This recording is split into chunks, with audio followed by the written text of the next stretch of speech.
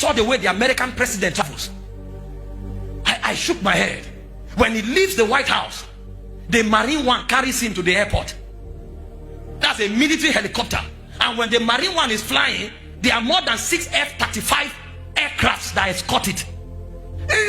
What they call F-35, one is worth over $40 million. One F-35, 6 escorts the Marine One in case anybody wants to mess up. And when he's flying, there's perimeter coverage. No aircraft moves. Everywhere is frozen before he takes off and until he lands. Go study about F-35. These are 5th generation aircrafts. They have what they call avionics. Stealth avionics. You know what it means? Radar don't dictate them. When they pass, you won't know until they destroy you. When they return to base, you will hear that they destroyed you. Radar can't dictate. They just pass, cause havoc and go. And then when he gets to the airport, he enters the Air Force One. They escort. Now, any nation he's going, all his cars, the C-25 Globemaster carries them. So if he's coming to your country, there's no car in your country that can drive him. So they have to bring the Cadillac One or the Beast, 2 of them with 6 other vehicles into your country. The cars will land, wait, then he lands. And then when he's landing, your airport is frozen. He lands, any street is passing 15 minutes to 30 minutes, nobody passes. So if the road passes in front of your house, either you go early or you are locked away in your country.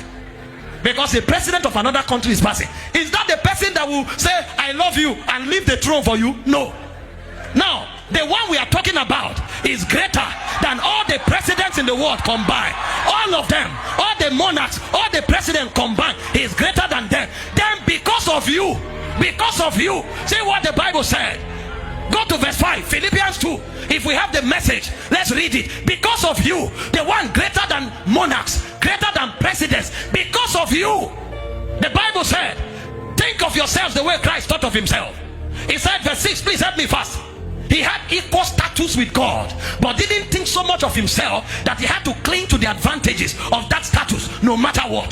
Verse 7, he said, not at all. When the time came, he set aside the privileges, oh my God, the privileges of deity. You know what those privileges are? He sits on the throne. Anything he says become. All the angels worship him. All creation worship him. Dogs, birds, cattle, fowls, mosquitoes, everyone bows. The Bible said, forever and ever, the 4 beasts, they cry, holy, holy, holy. It said the 24 elders, they fall on their faces, they cast their crown day and night, forever and ever, they cry, holy, holy, holy is the Lord. The Bible said he set aside the throne of heaven. He set aside the worship of God. He set aside the power of deity. He set aside because of who? Because of me, the privileges of deity. And he didn't just set aside. He said he took the status of a slave. He didn't just become a human. He became a slave among men. Oh my God. How can the King of Kings become a slave? How can the creator of the earth become a slave among creation? He became a slave. And not just a slave. The Bible said he died the death of a criminal. He died like a criminal, naked before his mother. Oh, when they came to arrest him, he told Peter, put your sword aside. If I wanted, now I can cut 12 legions. I can cut 12 legions. So he could cut 12 legions, but he set it aside. They arrested him. You arrest the master, you arrest the King of Kings. Jesus said, this commandment I have received from my Father. He said, no man taketh my life from me. I have the power to lay it down and to take it up. He allowed himself. You know, when he came to them, he said, whom seek ye? They said, Jesus of Nazareth. He said, I am he. They went back and fell, but he surrendered. They spat on him, they pulled his hair, they beat him, they kicked him. Oh, you need to see what happened to him. Do we have the picture? Where is the media? Show me where they tied him to the pillar. The naked God, they pulled God's garment, they tied God to a pillar, and they were wiping him. The canes they used to flog him, they had bones, they had chisels. Go to the one where they tied him to the pillar. When they flogged him, his skin pulled out. That's God. When you watch Mel Gibson, they tie clothes on him. He was naked. Everywhere they flog God, the skin peeled. How can creator be molested by creation? They spat on him. The scripture that described this act was Isaiah 12. If you read Isaiah 52 verse 14, they pulled pulled his beard.